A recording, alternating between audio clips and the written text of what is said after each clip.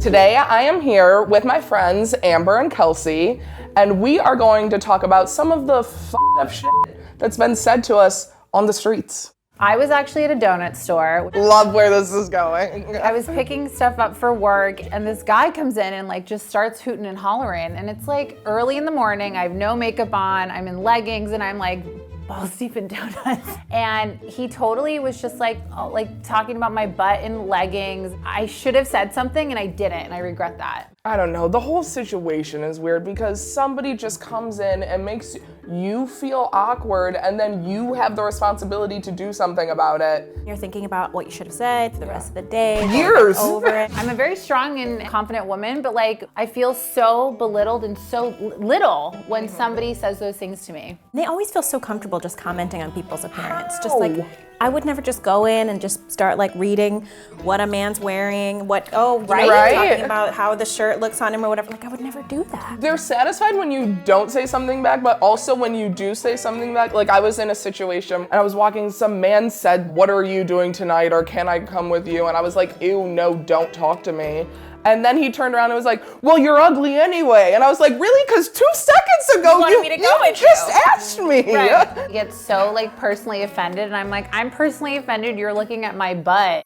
I used to live in Harlem, and I had worked like a 14-hour shift. I was exhausted. I had taken the slow ass train. It was nighttime. I had on my work uniform. It was just like, and I had a pretty long walk from the train. So I'm walking through the park. I see this dude coming at me, and I don't really think anything of it. And he gets really close as he walks by, and just right into my ear, he goes, with your big thighs.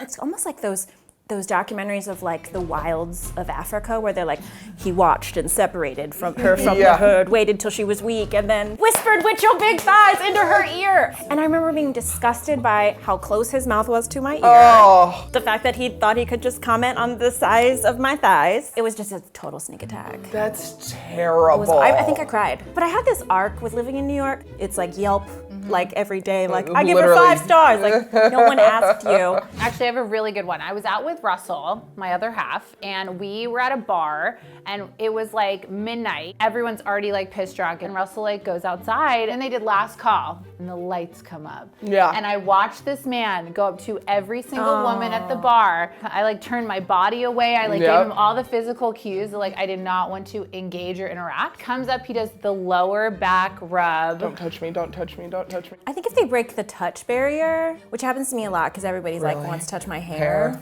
Like I had a dude like slide his hands up my neck at a bar one time. Are you kidding? Like onto my scalp, like it was like a petting zoo or something. And I physically was just like, "Ooh." And cause like we're in a bar and it's loud, so he thought he was whispering, but he was really drunk. So he actually was like yelling into my ear, and he's like, "Can I take you home?" I usually ignore, and I hate to admit that. You're like damned if you do, you're damned if you don't. Because if you do say something, then you're like feeding into their energy. But if you don't, then like you mentally have to like go through that. I've had times where I was literally worried for my safety if I Exactly. was gonna say something, which is like so f***ed up. In those situations, you don't know what they're capable of, and it makes me not want to wear tight clothing. People think they're invited to now talk about my body because I'm showing it off. A big thing in LA, well, in New York, is Ubers. I can't tell you how many times I've gotten into one by myself, and like maybe I'm going out with my friends, so I'm looking good. Just because I'm wearing a short dress is not an invitation for you to like look back and eye me up and down. Like I've had that experience so many times, and it's so uncomfortable that I would rather just drive everywhere now. I've lived in LA for 4 years, and 3 of those years I used public transportation. How I dress and how I like put myself out there is what I truly love to do.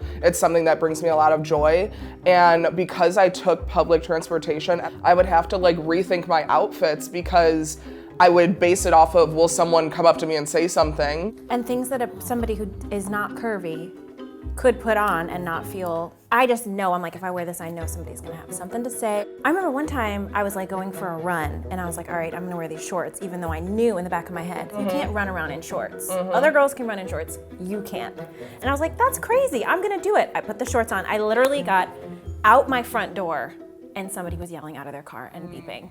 And I turned around and went back inside. It's like when I work out and I just want to wear a sports bra because it's hot outside. Right. And because I have like big boobs. When I was really at the gym working out hard, I saw these other women in like the tiny little yoga shorts and tiny little sports bras.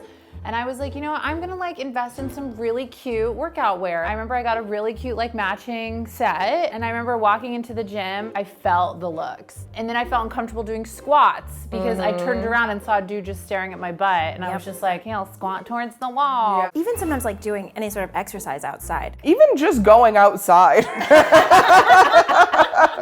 Honestly, leaving the house. I will say that I've been in a situation where I've had another man call another man out for his Really? behavior. What? Oh yeah. I was at a coffee shop and standing there and a guy made a comment. This guy next to me like looked over, clearly saw I was uncomfortable, and he like turned around to the dude and goes, she's not interested. Then bought him a coffee because I was like, oh, you're amazing. Yeah, thanks for treating women with respect. Yeah. Crazy. Here's a coffee. If you're younger and you're experiencing this, the first thing that is most important is your safety. If somebody was saying something to you that makes you feel uncomfortable, don't feel the need to interact with that person unless you want to. And don't feel shamed that you walk away. This unfortunately is a large problem that affects most women. Know that you have support in your fellow sisters. Yeah. But where would you want to wear? And it sucks to say, like, you have to be prepared for, you know, comments and stuff like that. And nowadays, that's literally anywhere, walking out of your house or like posting an Instagram story. Yeah. But all in all, like, if you're feeling it and you're feeling good, that's truly all that matters.